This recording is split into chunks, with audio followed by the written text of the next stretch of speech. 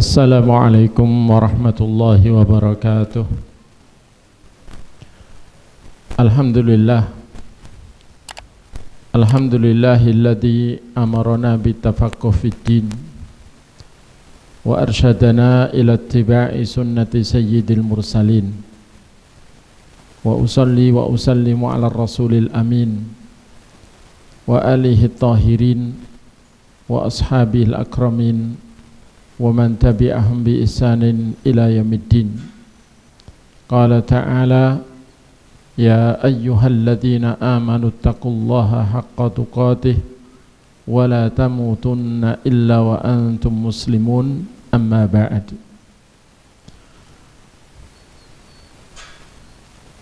Para bapak, para ibu dan saudara semuanya yang saya hormati, yang saya cintai karena Allah, yang semoga selalu dirahmati olehnya. Alhamdulillah, segala puji bagi Allah Ta'ala yang maha baik, yang masih mencurahkan selalu nikmatnya kepada kita. Alhamdulillah, segala puji bagi Allah sang pemberi nikmat yang masih memberikan nikmat terbesarnya berupa hidayah kepada Islam, kepada tauhid dan sunnah kepada kita. Dan alhamdulillah di malam hari ini kita juga masih nikmat kemauan dan kemampuan untuk bersama-sama melaksanakan ketaatan, melaksanakan kewajiban berupa kewajiban thalabul ilmi, mengkaji, memahami agama Allah. Dan kita berharap dengan terus mengkaji agama Allah ini, semoga kita dimasukkan ke dalam golongan manusia yang mensyukuri nikmat Islam, sehingga hidayah irsyad dan hidayah taufik untuk berislam terus ditambahkan untuk kita, sehingga kita bisa semakin baik di dalam beragama, baik secara zahir maupun batin, secara akidah maupun ibadah dan akhlak. Dan dengan harapan mudah-mudahan kita ditambahi ketakwaan kita, sebagaimana Allah janjikan walladzina ihtadaw zadahum huda wa atahum taqwahum. Orang-orang yang berusaha menyesuaikan diri dengan petunjuk, maka Allah tambahkan untuk mereka petunjuk dan Allah berikan kepada mereka ketakwaan mereka. Dan semoga kita juga diberi taufik olehnya untuk menjadi ahli taubat dari segala dosa, agar kita berbahagia. Allah katakan wa tubu ilallahi jami'an ayyuhal mu'minun la'allakum tuflihun. Dan bertobatlah kalian semua wahai orang-orang beriman, agar kalian berbahagia. Dan hal itu karena dosa kita pastilah banyak, dan dengan taubat insyaallah semua dosa akan diampuni. Dan ketika dosa sudah diampuni, maka tidak membuahkan siksaan berupa musibah yang di luar batas kesanggupan, dan dengan itu insyaallah kita berbahagia. Jamaah sekalian yang semoga selalu dirahmati Allah, termasuk hal yang harus selalu kita ingat di dalam beragama ini, tentang bagaimana kita beragama. Dan ini penting karena di akhir zaman banyak orang yang kebingungan bagaimana cara beragama. Mungkin dalam memilih agama banyak kecenderungannya dipengaruhi oleh faktor keturunan. Karena orang tuanya Islam, maka anak-anaknya rata-rata memeluk Islam atau tetap di atas Islam, dan tidak menoleh untuk memilih agama lain. Tapi kadang-kadang sekedar mengaku Islam atau menjalankan juga tapi ikut-ikutan, kadang-kadang masih bingung juga bagaimana sebenarnya berislam yang baik. Maka perlu diketahui berdasarkan kesimpulan dalil-dalil yang ditunjukkan Allah dan Rasulnya dan diungkapkan oleh para ulama Ahlus Sunnah wal Jamaah, bahwa berislam yang baik itu yang pertama kita membutuhkan ilmu apa itu Islam. Ketika kita faham apa itu Islam dan apa Islam, cakupan dari Islam, maka kita menjadi tahu bahwa apa yang harus saya pegang dari Islam itu dan bagaimana cara memegang Islam itu. Perlu diketahui bahwa dinullah, agama Allah ini berdasarkan hadis yang sahih yang sangat masyhur dengan sebutan hadis Jibril, bahwa agama Allah, dinullah, yang Allah tidak mau menerima dari siapapun selain din dia, yakni dinul Islam, itu cakupannya secara pokok ada 3, yakni arkanul Islam, arkanul iman, dan ruknul ihsan. Pilar-pilar keislaman, rukun-rukun Islam yang 5, rukun-rukun iman yang 6, dan rukun ihsan. Ada yang menyebut ruknul Islam ihsan, 2 rukun ihsan, tapi ada yang menyebut itu 1, hanya saja tingkatannya 2. Tidak masalah. Dan hal itu berdasarkan hadis Jibril, di mana ketika Rasulullah sallallahu alaihi wasallam duduk bersama para sahabat, datanglah sosok laki-laki yang sangat putih, pakaiannya sangat bersih, dirinya hitam, rambutnya tidak nampak padanya bekas-bekas perjalanan jauh, padahal tidak ada seorang pun dari penduduk Madinah yang mengenalnya.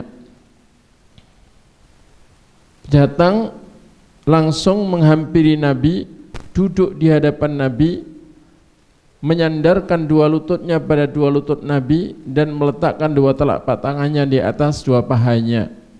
Kemudian berkata, "Ya Muhammad, akhbirni anil Islam."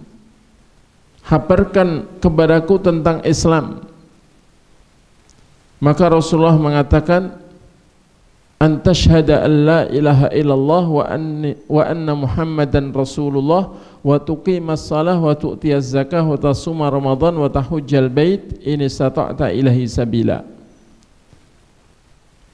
Islam adalah Anda bersyahadat bahwa tidak ada yang benar diibadai kecuali hanya Allah, dan bahwasanya Muhammad adalah utusan Allah, dan Anda menegakkan salat, dan Anda menunaikan zakat, dan Anda puasa Ramadan, dan Anda berhaji ke Baitullah jika Anda mampu perjalanannya ke sana.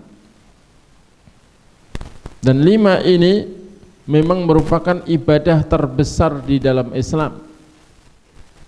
Ibadah terbesar di dalam Islam, di dalam agama Allah. Kemudian orang itu bertanya lagi setelah membenarkan jawaban Nabi, "Shadaqta, Anda benar." Maka orang itu bertanya lagi, "Akhbirni anil iman." Habarkan kepadaku tentang iman. Maka Rasulullah pun menjawabnya dengan menyebut rukun iman yang 6.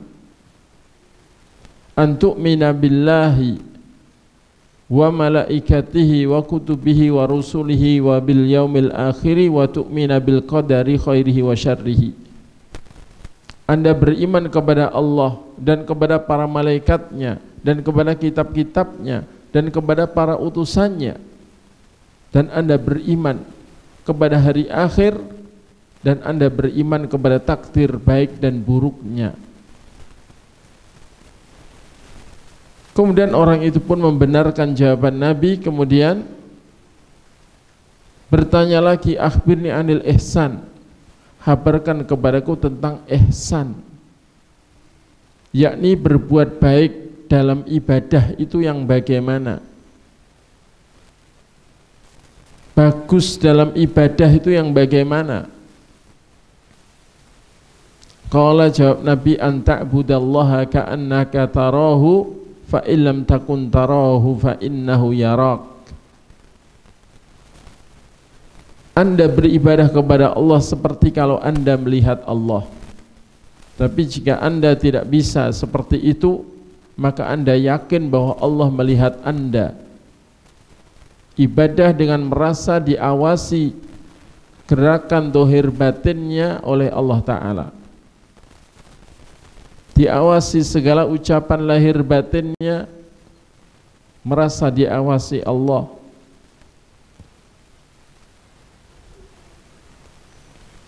Sehingga ibadah dengan penuh kekhusyuan dan penuh ketundukan dan pengagungan, disertai kecintaan setinggi-tingginya yang memenuhi hati, dan pengharapan yang sebesar-besarnya dan semurni-murninya kepada Allah Ta'ala. Itulah berbuat baik dalam ibadah, dan itu menentukan kualitas seseorang di dalam menjalankan rukun Islam yang merupakan ibadah terbesar dalam Islam. Jamaah sekalian, kemudian orang itu bertanya tentang hari kiamat kapan terjadinya. Nabi pun mengatakan beliau tidak tahu.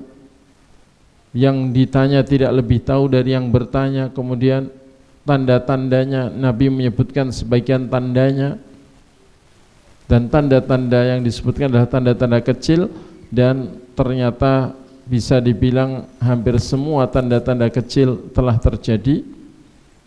Saat ini telah terjadi, tinggal menunggu tanda-tanda besar.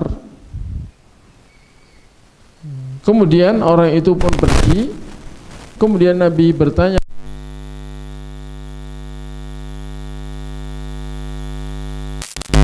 itu jawab Umar, Allah wa Rasuluhu alam, Allah dan Rasulnya lebih tahu. Maka Nabi mengatakan, hadza Jibril ja'akum yu'allimukum dinakum. Yang datang ini adalah Jibril, datang kepada kalian untuk mengajari agama kalian, untuk mengajari din kalian. Berarti agama, din, dinullah, cakupannya yang paling pokok, sehingga harus paling kita perhatikan, itu adalah rukun iman yang 6 jumlahnya, rukun Islam yang 5, dan rukun ihsan. Kemudian yang lain itu adalah penyempurna dari itu semua. Tapi ibarat bangunan, pondasi dan pilar-pilarnya serta bagian-bagian pokoknya itu adalah rukun iman, rukun Islam, dan rukun ihsan.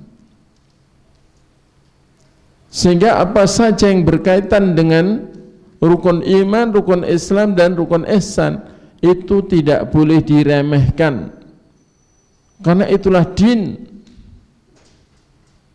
Dan mana saja dari bagian rukun-rukun iman, rukun-rukun Islam, dan rukun ihsan yang belum kita fahami, kita harus berambisi untuk mempelajari dan memahaminya. Jangan sampai berpaling dari masalah-masalah penting dalam agama tersebut. Karena nggak bisa dibayangkan orang bisa berpegang teguh dengan agama Allah sementara bagian-bagian pokok dari agama Allah dia belum mengilmuinya. Dan ketika ada orang yang meremehkan bagian-bagian ilmu yang berkaitan dengan bagian-bagian pokok dari agama Allah itu, pertanda orang itu tidak faham Islam itu bagaimana, Islam itu apa. materi pokoknya apa, itu tidak paham.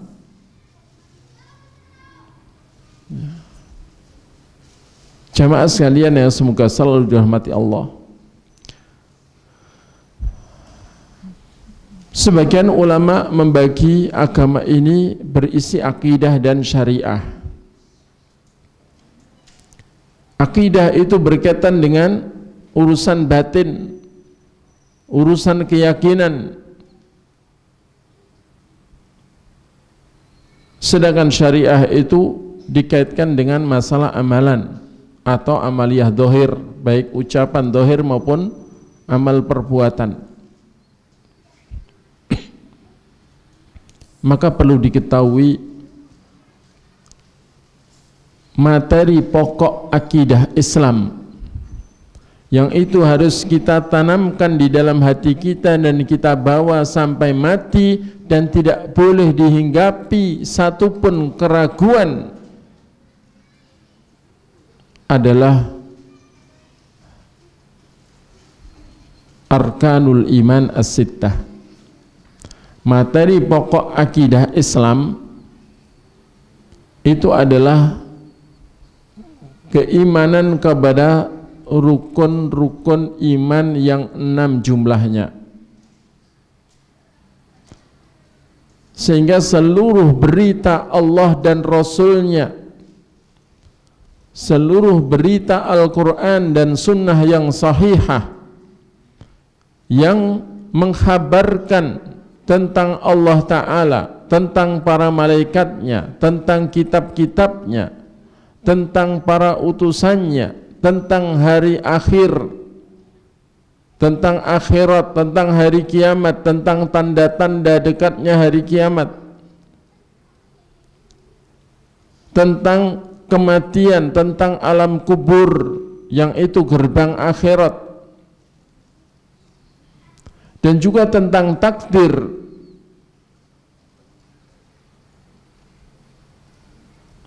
Maka semuanya harus kita anggap penting, dan tidak boleh satupun berita Allah atau Rasulnya yang sahihah yang berkaitan dengan itu terutama kita ingkari atau kita tolak, atau bahkan sekedar kita ragukan. Jangan sampai.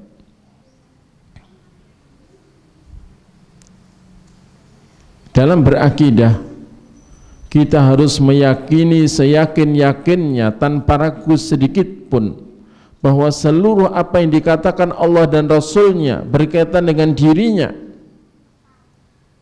baik berkaitan dengan zatnya atau berkaitan dengan perbuatannya atau berkaitan dengan hak-haknya atau berkaitan dengan nama dan sifatnya, harus kita imani apa adanya tanpa ragu sedikit pun, tanpa ada penolakan dan keingkaran sedikit pun, dan juga tanpa merubah, mengurang atau menambah. Karena arkanul iman as-sittah itu semua kaitannya dengan hal gaib, kaitannya dengan hal gaib, dan yang tahu gaib hanya Allah, dan yang diberitahu sebagian yang gaib hanya Rasulullah, hanya utusan, para utusan Allah. Selain itu tidak. Sehingga dalam berkeyakinan, dalam mengimani Allah Ta'ala, mengimani hal-hal gaib termasuk para malaikat, kitab-kitab, hari akhir dan takdir para rasul yang telah berlalu dan sebagainya, kita hanya sebatas apa yang diberitakan Allah dan Rasulnya, dan apapun yang Allah dan Rasul beritakan jangan sampai ditolak walau sedikit pun, walau satu ayat pun, atau satu berita pun, atau satu hadis pun, ya. Dan jangan sampai diragukan. Kalau akal kita merasa belum bisa memahami suatu berita dari Allah dan Rasulnya berkaitan dengan hal gaib, maka jangan menuduh dalilnya yang lemah, tapi tuduhlah akal kita yang lemah. Katakan amanna bihi kullun min indi rabbina. Kami pokoknya mengimaninya karena ini firman Allah, ini sabda Rasulullah. Kami mengimaninya. Kami tidak ragu sedikit pun tentang kebenarannya. Dan itu ciri utama orang yang baik keislamannya, bahkan ciri utama orang bertakwa. Sebagaimana Allah sebutkan di awal surat Al-Baqarah. Dzalikal kitabu la raiba fihi hudal lil muttaqin. Kitab yang mulia ini adalah tidak ada keraguan padanya sebagai petunjuk untuk orang yang bertakwa. Siapa orang bertakwa?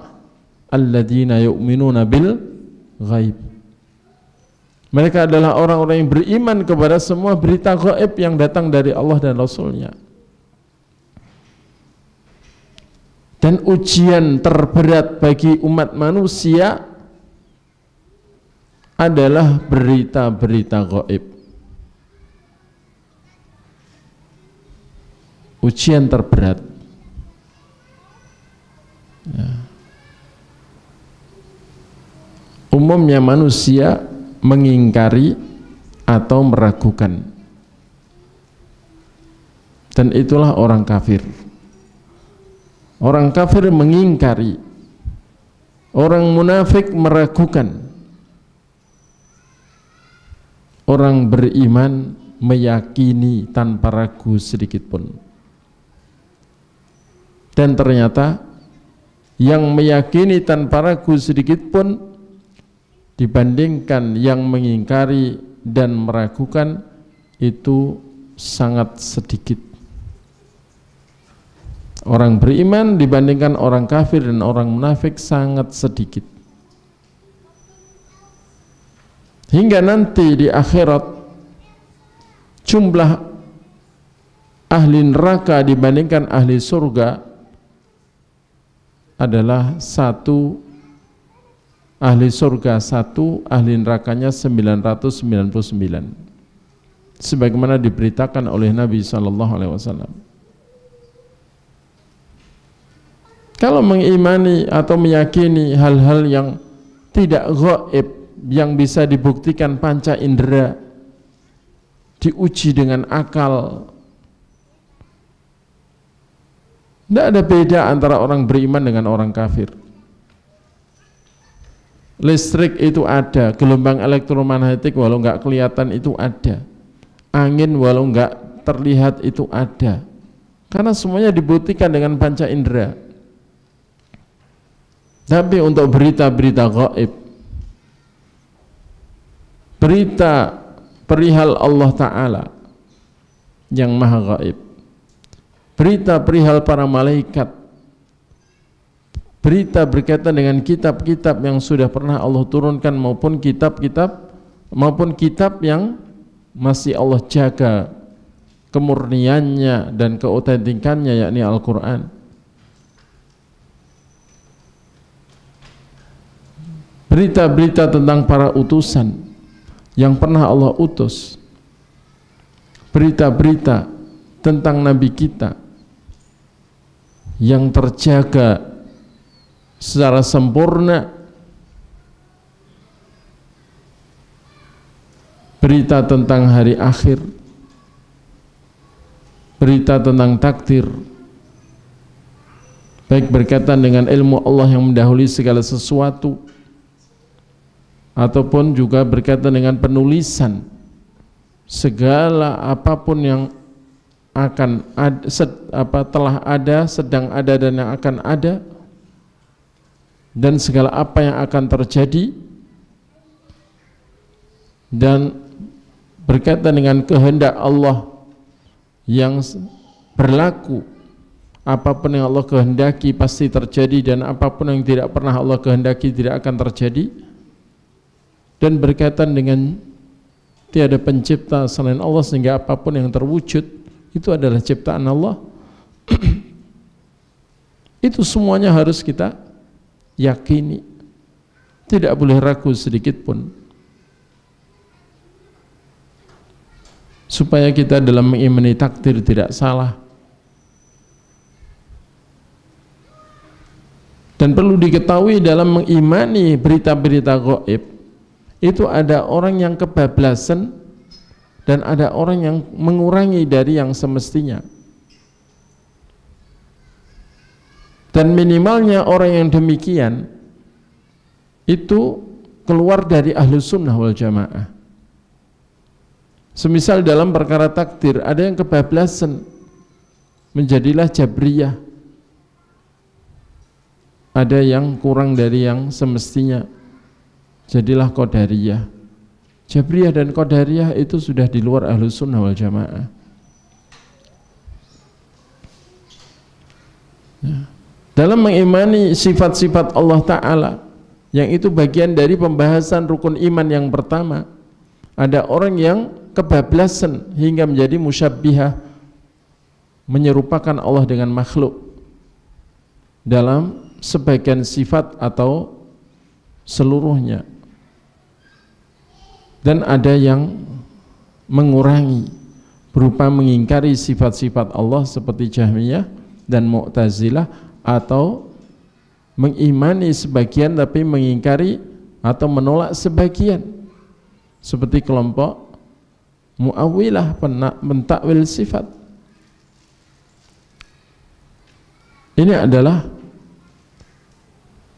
menyimpang dari Ahlus Sunnah wal Jamaah.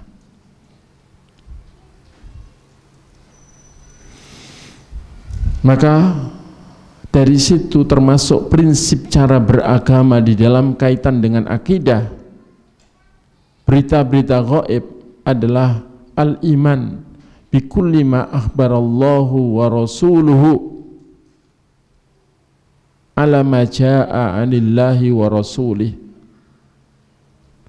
Kita harus mengimani seluruh apapun yang telah diberitakan oleh Allah dan Rasulnya.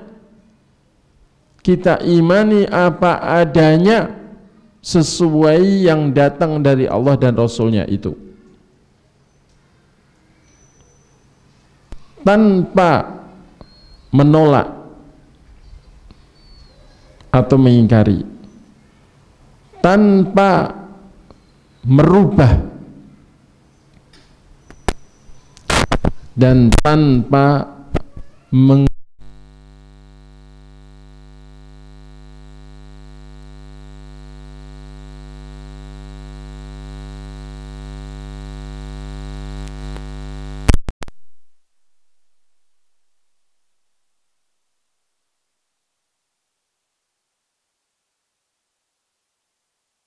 semua berkaitan dengan berita-berita khurafat atau hasil khayalan yang disebut takhayyul atau mimpi-mimpi sebagian orang yang dimuliakan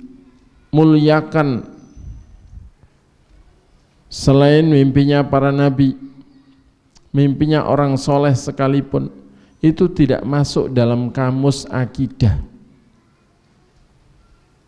Karena ini kaitannya dengan berita gaib. Yang tahu gaib hanya Allah, dan yang diberitahu sebagian hal gaib hanya utusan Allah. Sebagaimana Allah katakan dalam surat Al-Jin, alimul ghaibi fala yudhiru ala ghaibihi ahada illa man irtada mir rasul. Allah lah yang tahu gaib, dan Allah tidak akan menampakkan sebagian gaib itu kepada seorang pun kecuali kepada orang yang Allah ridhoi dari kalangan Rasul. Hanya Allah yang tahu gaib. Allah katakan, qul la ya'lamu man fis samawati wal ardil ghaiba illallah. Tidak ada siapapun di langit dan di bumi ada yang tahu gaib kecuali Allah. Allah yang tahu gaib. Fala yudhiru ala ghaibi ahada. Maka dia tidak akan menampakkan hal gaib itu kepada seorang pun illa man irtada mir rasul, kecuali kepada orang yang Allah ridhoi dari kalangan Rasul. Titik, udah. Hanya Rasul. Karena itu untuk berita gaib Termasuk hal gaib adalah apa yang belum terjadi. Itu hanya sebatas yang diberitakan Allah dan Rasulnya yang kita masukkan dalam kamus akidah kita. Kita masukkan dalam keyakinan kita. Ramalan-ramalan tidak masuk. Mimpi tidak masuk. Ada orang mengaku mimpi ketemu Nabi, diberitahu begini-begini, tidak masuk keyakinan kita. Karena Nabi tidak mungkin menambah ajaran dari apa yang sudah disampaikan di masa hidup beliau. Islam sudah sempurna, baik secara akidah maupun ibadah sudah sempurna sejak beliau belum wafat. Menjelang wafat kurang 3 bulan, ketika haji wada itu sudah dinyatakan oleh Allah, Islam yang disampaikan Nabinya, Rasulnya itu sudah sempurna dan tidak akan ditambah lagi ajarannya. Jamaah sekalian yang semoga hormati Allah. Jadi konsep dan cara beragama yang pertama adalah mengimani seluruh apa yang dikatakan Allah dan Rasulnya berkaitan dengan rukun iman yang 6. Ya, berkaitan dengan rukun iman yang 6. Dan hal-hal yang menjadi cabang dari pembahasan rukun iman yang 6, termasuk tanda-tanda dekatnya hari kiamat, itu ikut pembahasan iman kepada hari akhir. Semuanya itu harus kita imani apa adanya, tanpa kita tolak sedikit pun darinya, tanpa kita rubah sedikit pun darinya, tanpa kita rubah maknanya dengan istilah takwil, tanpa kita tambahi atau kurangi. Kalau ada hal-hal yang akal kita masih sulit meyakini, maksudnya sulit memahami, kita katakan ini benar, akal saya yang belum menjangkau. Gitu aja. Karena akal manusia memang dangkal. Coba berita tentang adanya HP, handphone, apalagi yang smartphone, yang model sekarang Android dan sebagainya. Berita tentang adanya hal itu dan berikut kecanggihannya diberitakan 900 tahun yang lalu di zaman Mojopahit misalnya. Kira-kira ada yang percaya enggak? Bingung. Apa yang dianggap cerdas seperti Gajah Mada atau Arya Kamandanu, ya, diberitahu tentang itu nggak paham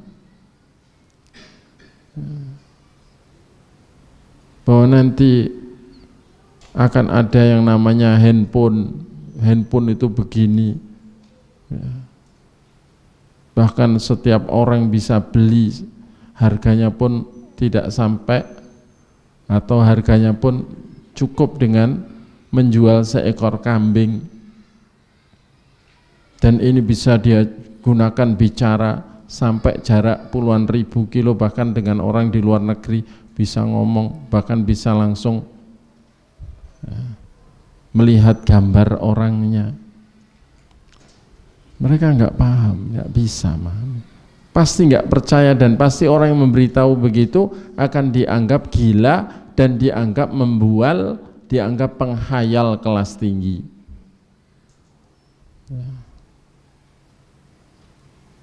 Karena akal mereka saat itu memang belum menjangkau hal itu.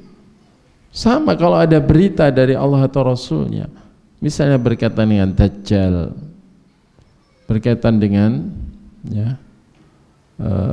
Ya'juj wa Ma'juj, berkaitan dengan turunnya Nabi Isa akhir zaman, berkaitan dengan dabah, binatang dari bumi yang bisa bicara, menasihati manusia, berkaitan dengan diangkatnya Al-Quran ke langit sehingga di bumi tidak tersisa walau satu pun ayat, dan sebagainya, itu semua adalah harus diimani karena beritanya sahih. Jamaah sekalian yang semoga saya hormati Allah. Kemudian termasuk bagian dari prinsip dalam beragama ini adalah berpegang dan melaksanakan ibadah paling besar dalam agama Allah, yakni rukun Islam yang 5 tadi. Mulai dari ikrar syahadat, dan syahadat itu perlu diketahui tidak sekedar ucapan lisan. Karena kalau sekedar ucapan lisan itu belum ada bedanya dengan syahadatnya orang munafik yang mereka juga bersyahadat tapi hanya di lisan saja. Dan tidak cukup pula hanya dengan keyakinan, karena iblis pun yakin bahwa tidak ada yang benar diibadahi kecuali hanya Allah. Karena itu dia selalu mengajak orang untuk beribadah kepada selain Allah. Berarti ajaran agama apapun yang mengajarkan ibadah kepada selain Allah, itu iblis tahu kalau itu sesat, kalau itu syirik, kalau itu arahnya ke neraka. Dan orang yang sampai mati tetap beribadah kepada selain Allah itu kekal di neraka, haram masuk surga. Iblis tahu itu, yakin tanpa ragu sedikit pun. Sehingga iblis menanamkan hal itu kepada para syaitan, pasukannya iblis. Karena itu enggak ada syaitan yang ragu bahwa tauhid itu benar, syirik itu sesat. Dan tidak ada yang buta tentang hal itu. Karena itu syaitan itu enggak ada yang keliru goda manusia kepada tauhid. Ya. Tidak ada. Tidak ada setan yang keliru menghalangi orang dari syirik.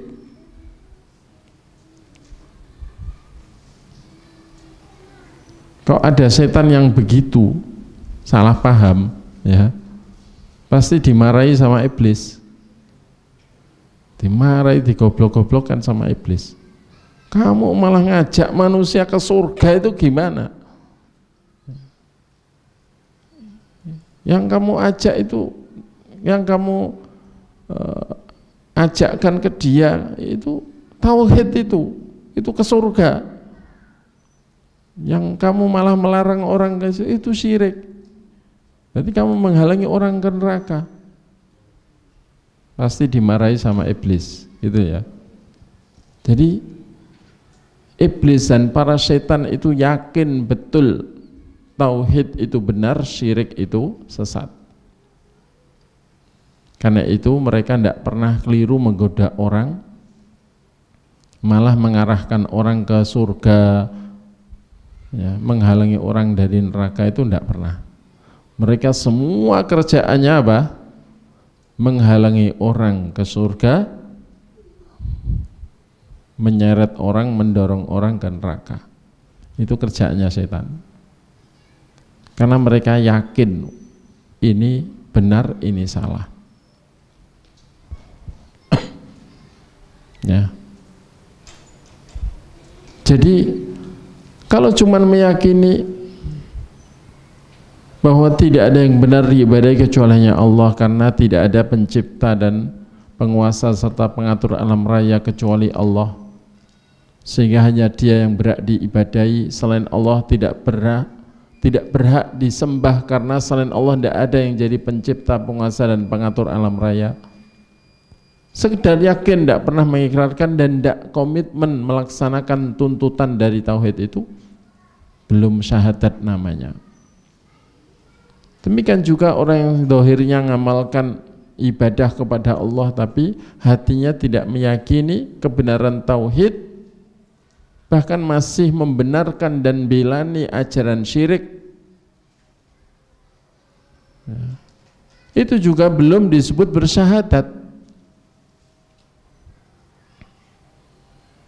Karena itu namanya syahadat, kata para ulama, berdasarkan petunjuk dalil-dalil yang ada, namanya syahadat itu takallama biha bilisanihi wa taqaddama tadullu alaihi biqalbihi wa amila bima taqtadihi bil jawarih. Mengikrarkan, mengucapkan syahadat itu dengan lisan dan meyakininya dengan hati dan mengamalkan konsekuensi dan tuntutannya dengan anggota badan. Itu baru disebut syahadat. Jadi berpegang kepada rukun Islam yang pertama itu tidak cukup cuman mengucapkan. Dan ketika ditanya arti syahadat, makna la ilaha illallah, ternyata tidak tahu. Nah, kalau tidak tahu apa yang dia yakini, karena itu banyak orang yang mengucapkan la ilaha illallah tapi masih semangat untuk acara-acara kesyirikan, untuk memberikan persembahan kepada selain Allah secara gaib, masih melakukan taqarrub, pendekatan diri, menyembelih kerbau, menyembelih kambing, menyembelih apa untuk dipersembahkan buat yang diyakini sebagai dewa-dewa, ya. Masih melakukan itu. Ini pertanda tidak paham kalimat la ilaha illallah. Jadi termasuk cara prinsip dalam beragama ini harus mengilmui rukun Islam yang 5, mengilmui syahadat, makna syahadat itu sendiri, dan makna la ilaha illallah yang berdasarkan banyak ayat. Kesimpulan makna syahadat adalah la ma'buda bihaqqin illallah. Tidak ada yang benar untuk diibadahi, tidak ada yang berhak untuk diibadahi kecuali hanya Allah. Sehingga semua ibadah kepada selain Allah itu tidak benar. Semua ajaran yang mengajarkan ibadah kepada selain Allah itu ajaran yang tidak benar. Dan yang saya tahu, agama apapun selain Islam itu mengajarkan ibadah kepada selain Allah. Kalau ada agama selain Islam yang melarang ibadah kepada selain Allah dan mengajarkan ibadah hanya kepada Allah, tolong saya diberitahu, ya, nama agama itu apa, ya. Sehingga kalau masih ada yang mengatakan semua agama sama, itu orang yang nggak paham agama, nggak paham Islam, nggak paham non-Islam.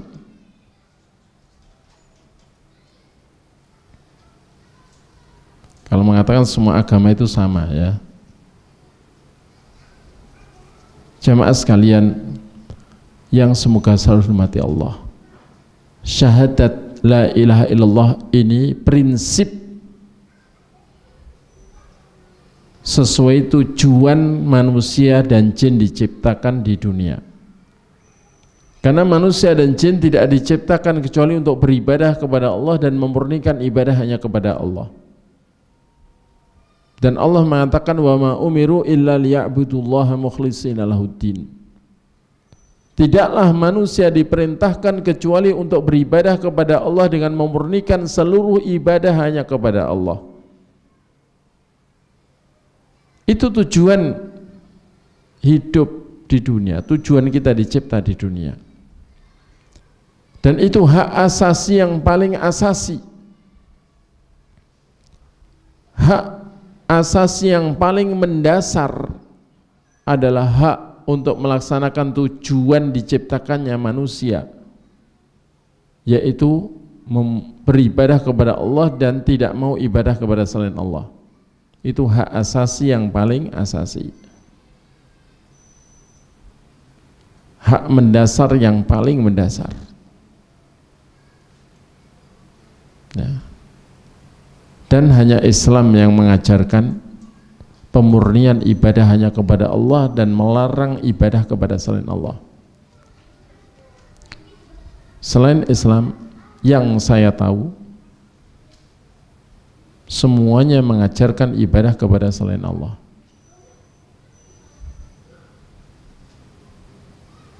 Sehingga ketuhanan yang Maha Esa, sila pertama Pancasila, Islamlah yang paling sempurna mengajarkannya.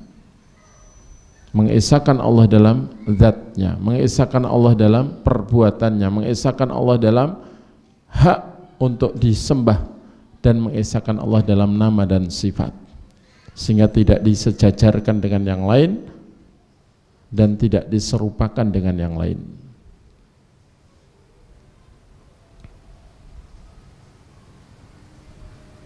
Tayyib.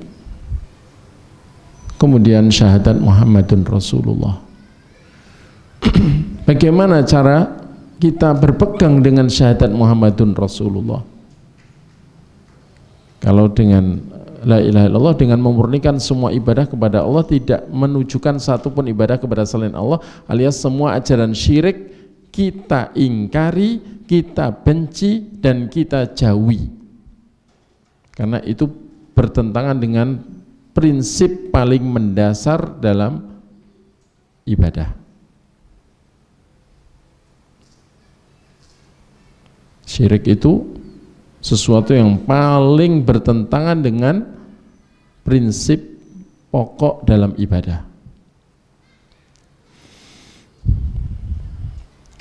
Dan ajaran yang paling dibenci Allah adalah syirik. Dan kita harus membenci apa yang Allah benci.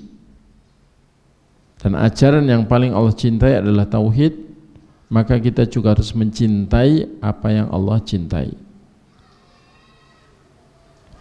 Adapun Muhammadun Rasulullah, kita harus yakin tanpa ragu bahwa orang yang bernama Muhammad bin Abdullah bin Abdul Muttalib bin Hashim, yang Hashim itu termasuk keturunan Quraisy, dan Quraisy itu termasuk keturunan Arab, dan Arab itu adalah keturunan Nabi Ismail, putra Nabi Ibrahim alaihissalam, bahwa yang bernama Muhammad bin Abdullah itu, yang nasabnya secara global tadi, itu benar-benar orang yang Allah pilih untuk menjadi utusannya, yang Allah utus untuk menyampaikan berita-berita dari Allah, menyampaikan perintah-perintah dari Allah, menyampaikan larangan-larangan dari Allah, menyampaikan hukum-hukum dan aturan dari Allah. Dan Allah utus juga untuk menjelaskan sekaligus memberi contoh bagaimana cara ibadah kepada Allah. Kita harus yakin itu. Sehingga kalau kita sudah yakin bahwa beliaulah orang yang dipilih untuk menjadi utusan Allah buat umat akhir zaman, dan beliau diutus untuk seluruh jin dan manusia, sebagaimana kata beliau, bu'itsu ila aswad wa ahmar, aku diutus untuk yang berkulit hitam dan berkulit merah. Para ulama menjelaskan berkulit hitam itu maksudnya jin, berkulit merah itu adalah manusia. Ya, mungkin karena darahnya jin itu hitam, darahnya manusia itu merah. Wallahu a'lam.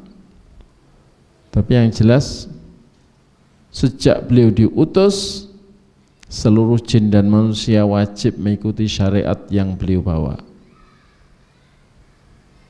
tanpa kecuali. Tidak ada istilah, oh kalau si fulan itu nggak apa-apa, nggak terikat dengan syariat Nabi Muhammad, karena dia itu orang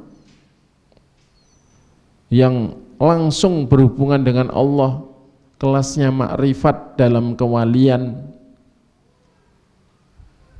tidak butuh nabi.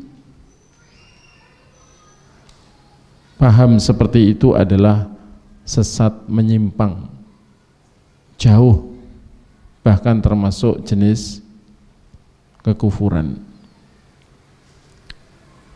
Tidak ada yang dikecualikan. Semua jin dan manusia wajib terikat dengan syariat Nabi Muhammad SAW begitu beliau diutus menjadi utusan Allah. Maka konsekuensinya, kalau memang kita berpegang teguh dengan syahadat Muhammadun Rasulullah, kita harus tasdiquhu fima akhbar wa ta'atuhu fima amar wajtinabu ma naha anhu wa zajar wala nata'abbadu illa bima syara'. Kita harus membenarkan beliau dalam seluruh apapun yang beliau habarkan, karena semua kabar beliau datang dari Allah pengutus beliau, dan Allah maha benar, dan Rasulullah itu utusan yang terpercaya, tidak berani merubah apapun yang dikatakan Allah.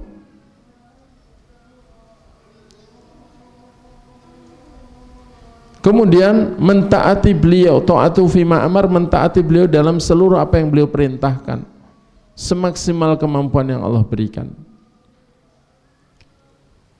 Karena semua perintah Nabi datang dari pengutusnya, yakni Allah Tabaraka wa Ta'ala, pencipta dan pemberi rizki kita. Dan istinabu manaha anhu wa zajar, menjauhi seluruh apa yang beliau larang dan beliau cegah. Karena semua larangan Nabi datang dari Allah. Nabi itu enggak ngarang sendiri perintah dan larangan dalam agama ini. Beliau buta huruf, tidak pernah baca buku-buku atau kitab-kitab orang-orang sebelumnya. Semua yang beliau sampaikan adalah wahyu. Sebagaimana Allah katakan, wa ma yantiqu anil hawa in huwa illa wahyu yuha, dalam surah An-Najm. Tidak ada yang dikatakan Muhammad itu dari hawa nafsunya, tidak ada yang dia katakan kecuali wahyu yang diwahyukan padanya. Kemudian wala nata'abbadu illa bima syara' atau wala na'budullaha illa bima syara' biwasitati rasulihi sallallahu alaihi wasallam. Kita tidak boleh ibadah kepada Allah, kita tidak akan beribadah kepada Allah kecuali dengan ibadah yang Allah syariatkan melalui utusannya ini. Kenapa kita enggak ibadah dengan cara nenek moyang kita? Karena nenek moyang kita bukan utusan Allah. Utusan Allah untuk kita itu adalah Nabi Muhammad bin Abdullah bin Abdul Muttalib bin Hashim. Itulah utusan yang beliau diutus untuk menjelaskan sekaligus memberi contoh bagaimana cara ibadah yang benar kepada Allah. Dan tidak ada satupun ibadah yang Allah perintahkan kecuali Nabi orang yang pertama kali melaksanakannya sebagai contoh buat umatnya bagaimana cara melaksanakannya. Bahkan tidak ada satupun ibadah yang kita disuruh cari cara sendiri-sendiri. Bahkan tidak ada satupun ibadah yang tidak dijelaskan syarat sahnya, rukun-rukunnya, adab-adabnya, dan apa saja yang bisa membatalkannya. Semua ibadah mahdhah, yakni ibadah yang berkaitan dengan Allah, ini semuanya sudah lengkap sempurna.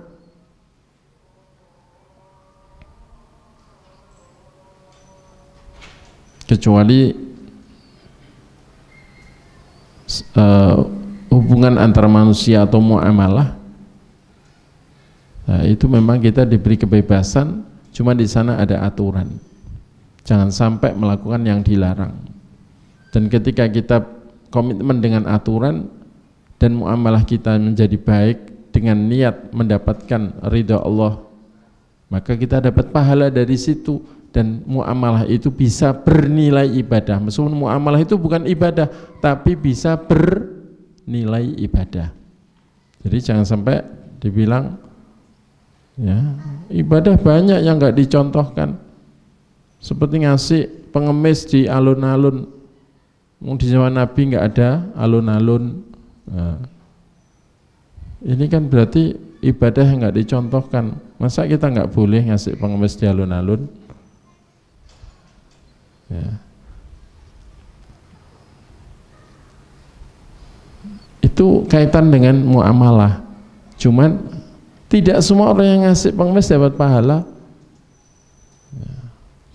Kalau dia bukan orang beriman juga nggak dapat pahala. Maksudnya yang memberi itu bukan orang beriman tidak dapat pahala. Karena amal orang kafir semuanya ditolak. Kalau nggak ikhlas juga nggak dapat pahala.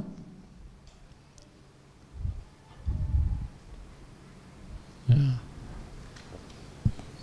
Terus bagaimana supaya muamalah itu bernilai pahala, bernilai ibadah? Maka syaratnya harus dipenuhi. Syaratnya harus dipenuhi. Dan sesuatu yang diperintahkan secara mutlak kita laksanakan secara mutlak, tanpa kita kaitkan dengan tempat atau waktu. Sedekah memang ibadah, tapi kaitan dengan tempat itu ya, ketika secara mutlak diperintahkan kita laksanakan secara mutlak, baik itu di alun-alun, apa di pinggir jalan, apa di terminal, apa di mana saja ya, sedekahnya itu ibadah. Kaitan dengan tempat dan siapa orang yang kita temui itu enggak ada ya takyin, tidak ada takyid harus siapa atau siapa, enggak. Jamaah sekalian yang semoga dirahmati Allah, kembali kepada syahadat Muhammadun Rasulullah, sehingga para ulama menyebut arkan, menyebut juga syurut sebagai syarat syahadat Muhammadun Rasulullah tadi, membenarkan beliau dalam seluruh apa yang beliau beritakan, mentaati semua apa yang beliau perintahkan, meninggalkan semua yang beliau larang, dan tidak beribadah kepada Allah kecuali dengan tata cara yang disyariatkan yang telah beliau jelaskan dan beliau contohkan.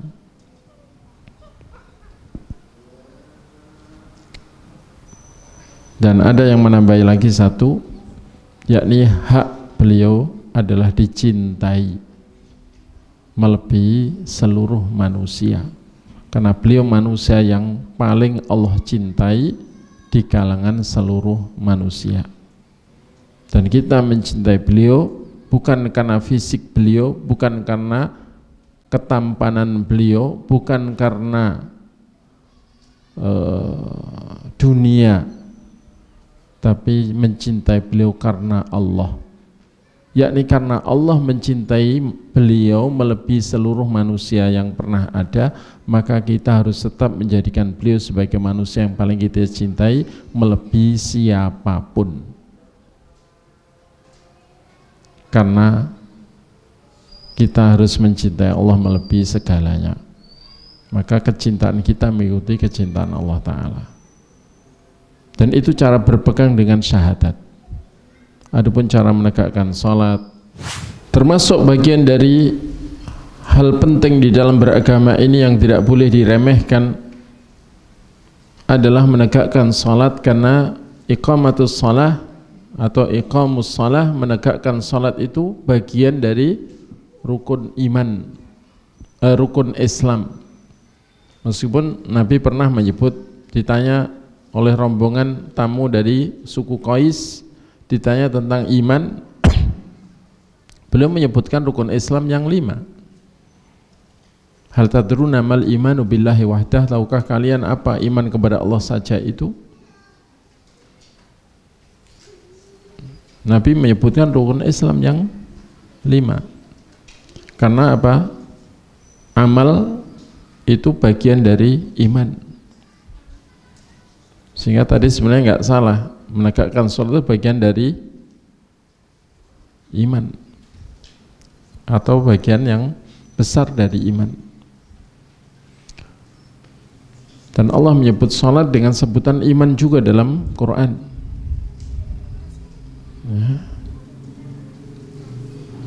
Yakni ketika para sahabat bertanya-tanya tentang bagaimana nasib sholat orang-orang yang masih sholatnya menghadap ke Baitul Maqdis sebelum dirubahnya kiblat ke arah Ka'bah. Gimana sholat mereka? Sementara banyak dari mereka juga sudah meninggal, belum pernah merasakan sholat atau melaksanakan sholat menghadap Ka'bah. Ya. Allah pun menurunkan firman-Nya, wa ma kana Allahu liyudhi'a imanakum. Allah tidak akan menyia-nyiakan iman kalian, yakni artinya sholat kalian. Jadi Allah menyebut sholat dengan sebutan iman. Ini menunjukkan bahwa amal bagian dari iman, bagian dari wujudnya iman. Jadi iman itu wujudnya keyakinan hati, ucapan lisan, dan amalan anggota badan. Dan sholat ini merupakan amalan terbesar dalam Islam setelah syahadat. Jadi setelah ikrar syahadat. Jadi bahkan tidak ada dalam Islam amalan yang barang siapa meninggalkannya dengan sengaja menjadi kafir karena meninggalkannya selain sholat. Meninggalkan zakat, meninggalkan puasa, meninggalkan haji walau mampu, asalkan tidak mengingkari wajibnya, itu yang rojih tidak menjadi kafir. Ya, meskipun ancamannya berat. Ancamannya kalau mampu haji, tidak mau haji, suruh pilih mati dalam keadaan Yahudi atau Nasrani. Tapi itu ancaman, bahasa wa'id, ancaman, bukan bahasa vonis. Tapi kalau meninggalkan sholat itu bahasanya bahasa vonis. Al-ahdul ladzi bainana wa bainahum as-shalah faman tarakaha faqad kafar. Kata Nabi, perbedaan, perjanjian yang membedakan antara kita dengan orang kafir adalah salat. Barang siapa meninggalkan salat, yakni dengan sengaja, maka telah kafir. Meskipun kita tidak mengingkari adanya perbedaan pendapat di kalangan ulama Ahlussunnah, bahwa sebagian ulama Ahlussunnah berpendapat orang yang meninggalkan salat itu tidak kafir asalkan tidak mengingkari wajibnya. Tapi mereka semuanya sepakat orang yang meninggalkan salat 5 waktu karena mengingkari wajibnya setelah ditegakkan hujah padanya, dalil-dalil tentang wajibnya, maka menjadi kafir karena mengingkari wajibnya tadi. Itu disepakati. Tidak ada beda pendapat di kalangan ulama Ahlussunnah.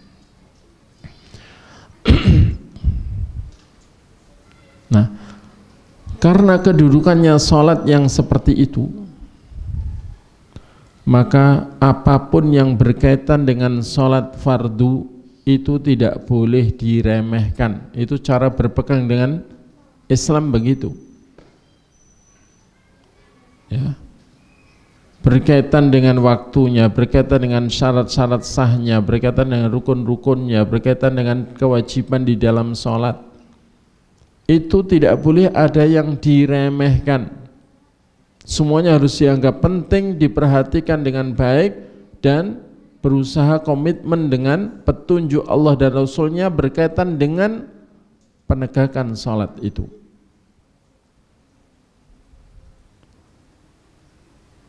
Termasuk mengilmui apa saja yang berkaitan dengan penegakan sholat sebelum melaksanakan sholat. Ya. Meskipun kalau belum mengilmui, sementara taklid ikut-ikutan itu tidak apa-apa. Sementara, tapi harus terus berusaha menyempurnakan penegakan sholat itu dengan mengilmuinya, termasuk mengilmui bacaannya, termasuk juga mengetahui, mengilmui makna dari apa yang dibaca dalam sholat. Jangan sampai dari kecil sholat sampai usia 50 atau 60 bacaan sholat belum tahu artinya, sehingga selama ini puluhan tahun sholat tidak tahu saya ini bicara apa kepada Allah. Jangan sampai ya. Dan ilmu fikih berkaitan dengan ibadah sholat ini, mulai dari bersuci, ini harus dianggap penting semuanya. Kalau ada orang ngomong, itu enggak penting, itu masail itu. Kita ini yang penting banyak amal, mengejar fadhail. Masalah ilmu fikih itu bikin ruwet, bikin pertengkaran. Justru orang yang banyak bertengkar urusan fikih itu orang yang enggak berilmu tentang fikih, hanya ikut-ikutan dalam fikih, taklid dalam fikih. Orang-orang taklid yang ikut-ikutan itulah yang suka bertengkar, sampai ketika sudah sholatnya sama, rokaatnya jumlahnya sama, kiblatnya sama, ya, gerakannya ya sama, mirip lah, sekedar ada yang isyaratnya itu digerakkan, ada yang sejak awal isyarat, itu kadang-kadang sudah bertengkar, maksudnya cekcok, kadang-kadang renggang persaudaraannya. Itu karena tidak mengilmui gitu loh ya.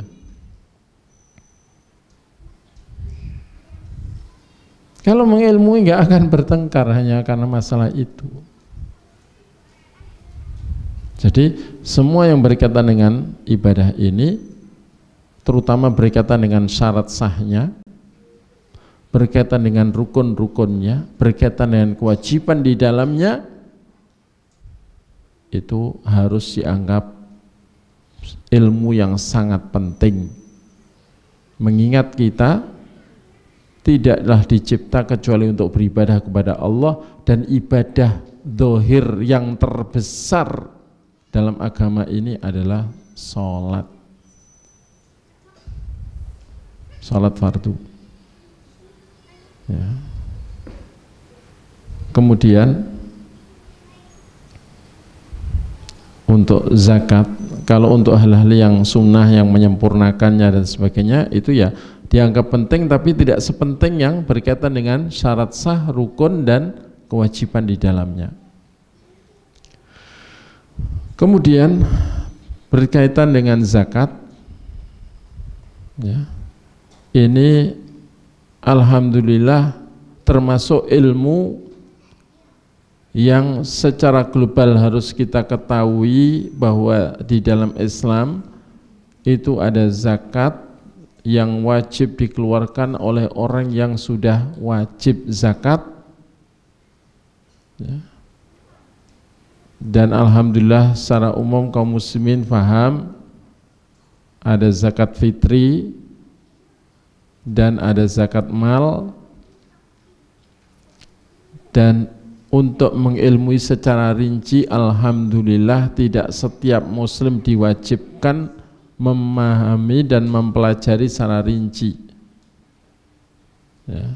Orang-orang kaya tidak dosa tidak mempelajari fikih zakat, tapi harus tahu secara global bahwa ketika harta sudah mencapai nisab, nisabnya berapa, dia wajib zakat. Tentang ngitungnya boleh minta tolong orang yang berilmu untuk ngitungkan. boleh ya konsultasi dengan siapa yang dia percaya dalam hal ini telah mengilmui secara rinci. Adapun siam, setiap hamba harus mengilmui.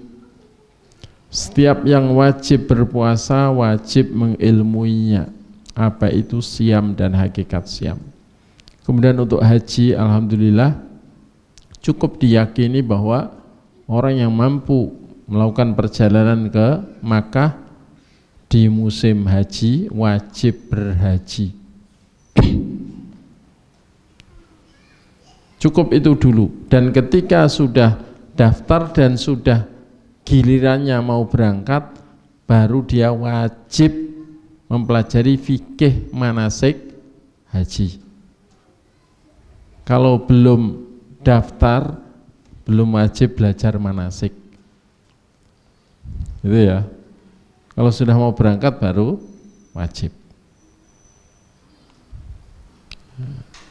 Dan ternyata jumlah umat Islam yang diberi kemampuan berhaji dengan yang tidak itu masih lebih banyak yang tidak, sehingga secara umum umat Islam belum wajib mempelajari fikih haji.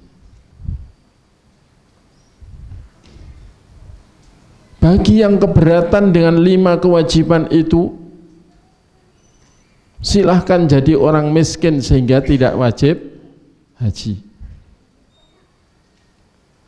Enak toh? Ya. Sehingga ibadah pokoknya dalam berislam hanya tinggal 4. Dan juga bahkan tinggal 3 karena zakatnya juga tidak wajib, kan gitu kan? Silahkan jadi orang miskin.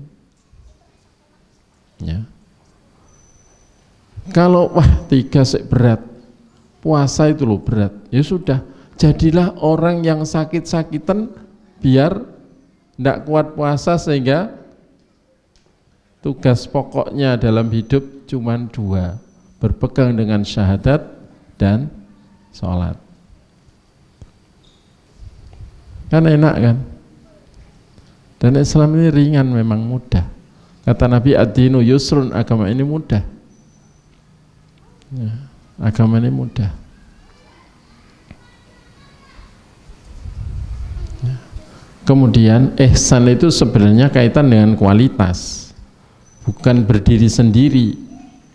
Dan itu bagian pokok dalam Islam juga, dalam dinullah, agama Allah, yakni beribadah kepada Allah dengan ibadah apa saja yang disyariatkan dengan kualitas seperti kalau bisa melihat Allah. Karena orang kalau melihat Allah itu pasti, seandainya melihat Allah gitu loh ya, itu pasti hatinya dipenuhi rasa cinta padanya dan dipenuhi rasa harap padanya, dan juga dipenuhi rasa takut padanya, dan mengagungkan dia seagung-agungnya. Karena contoh, para malaikat sejak dicipta sampai hari kiamat terus ibadah. Ada yang sejak dicipta sampai hari kiamat terus sholat. Itu pun nanti di hari akhirat, ketika Allah Ta'ala memberi kesempatan para malaikat untuk melihat keagungan Allah, melihat zatnya Allah yang maha agung, dan melihat Allah yang maha indah dan maha sempurna, mereka ini merasa selama ini belum sempurna dalam mengagungkan Allah, belum sempurna dalam memuji Allah. Ternyata Allah lebih agung dari pengagungan mereka selama ini, jauh lebih indah daripada dan sempurna dari segala pujian mereka kepada Allah. Sehingga begitu para malaikat diberi kesempatan untuk melihat zatnya Allah yang maha agung, maha besar, maha sempurna, maha indah, dan maha sempurna dalam seluruh sifat. Mereka mengatakan, Rabbana ma abadnaka haqqa ibadatik. Wahai Tuhan kami, ternyata selama ini kami belum sempurna beribadah kepadamu dengan sebenar-benarnya ibadah kepadamu. Ya. merasa ternyata selama ini kami ini belum sempurna dalam memuji Allah, mengagungkan Allah. Ya. Itulah mereka. Tapi kita tidak mungkin kayaknya juga kelas kualitas seperti itu. Maka minimal kelas yang di bawahnya, yakni ketika ibadah kepada Allah yakin kita ini diawasi terus oleh Allah, gerak-gerik kita, dohir batin kita tidak ada yang luput dari pengawasan Allah, penglihatan Allah, pengetahuan Allah. Bahkan ketika kita sholat, hati kita ingat apa selain urusan sholat, Allah tahu. Dan ketika tahu kita balik gitu ya, hatinya tadi pulang dari pasar terus sholat, ingat di pasar tadi belum beli apa, oh iya kencure urung emang ya. Lali kencur ya. Maka segera kembali, mosok menghadap Allah ingat kencur ya. Kencur yang remeh, balik lagi menghadap Allah ya.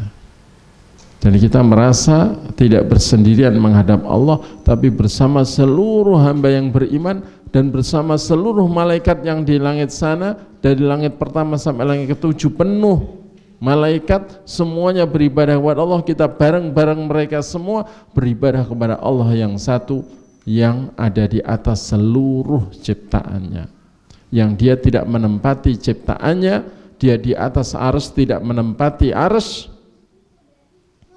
dia tinggi di atas seluruh ciptaannya, tidak menempati walau udara dan tidak ditempati walau udara, tidak ditempati oleh ciptaannya dan tidak menempati ciptaannya. Dia di atas seluruh ciptaannya, terpisah dengan ciptaannya. Dia lebih besar dari semua ciptaannya. Bahkan bumi ini seandainya ditaruh di tangan Allah, kata Nabi, hanya seperti sebuah biji sawi ditaruh di tangan seorang dari kalian.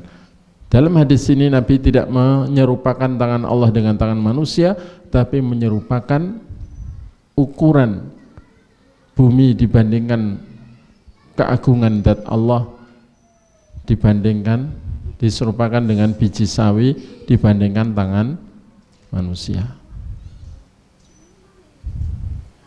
Gitu ya. Jadi itu ihsan, dan itu selalu harus diupayakan setiap kali beribadah kepada Allah. Tayyib. Ini diantara gambaran bagaimana cara beragama ya. Mungkin dari sini ada yang ditanyakan sebelum diakhiri.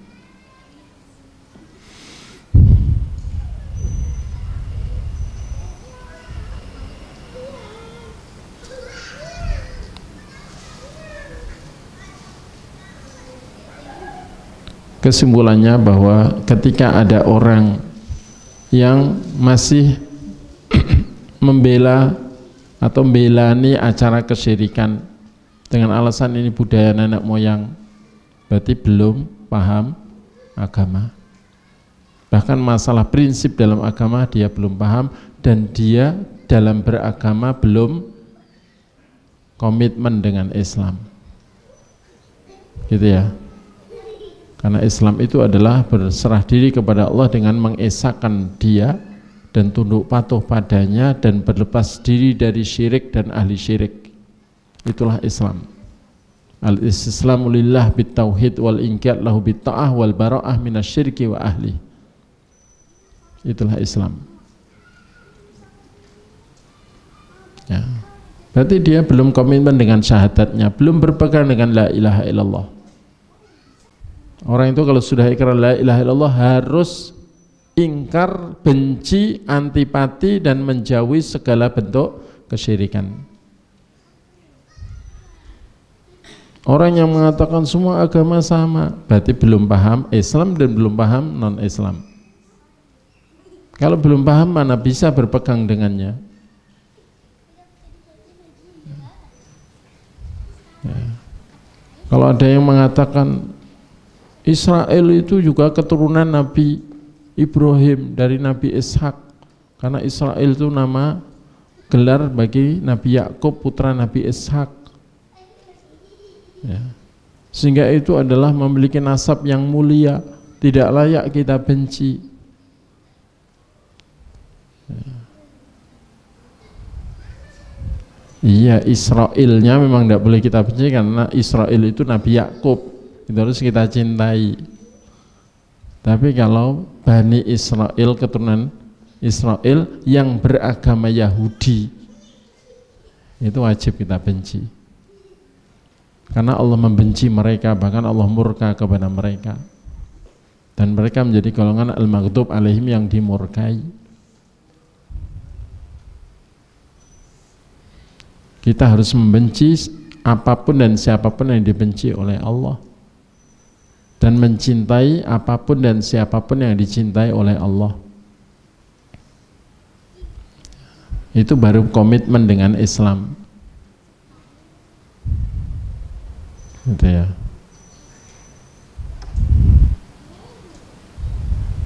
Dan garis keturunan itu tidak menentukan kemuliaan seseorang kecuali dia orang yang beriman. Karena itu kata Nabi, man batta'a bihi amaluhu lam yusri bihi nasabu. Barang siapa yang lambat amalnya, maka garis keturunannya, nasabnya itu tidak mempercepat derajatnya. Karena itu putra Nabi Nuh, Kan'an, oleh Allah tidak diakui sebagai keluarga Nabi Nuh, padahal putranya. Ya. Istrinya Nabi Lut tidak dianggap sebagai keluarga Nabi Lut, padahal istri itu hakikatnya adalah keluarga secara zahirnya.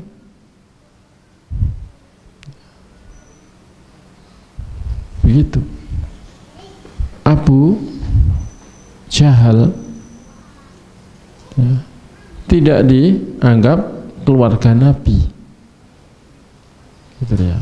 Jadi orang yang punya garis nasab dengan Nabi pun, kalau dengan Nabi kita sekalipun, tidak usah Nabi Bani Israel ya, Nabi kita itu kalau tidak mengikuti syariat Nabi kita, tidak di atas tauhid dan sunnah Nabi, ya tidak boleh kita cintai.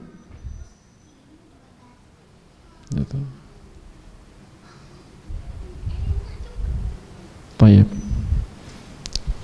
Demikian kita akhiri dengan doa kafaratul majlis. Subhanakallahumma bihamdik, asyhadu an la ilaha illa anta, astaghfiruka wa atubu ilaik. Wa sallallahu ala nabiyyina Muhammad wa ala alihi wa sahbihi wa akhiru da'wana alhamdulillahi rabbil alamin. Wassalamualaikum warahmatullahi wabarakatuh.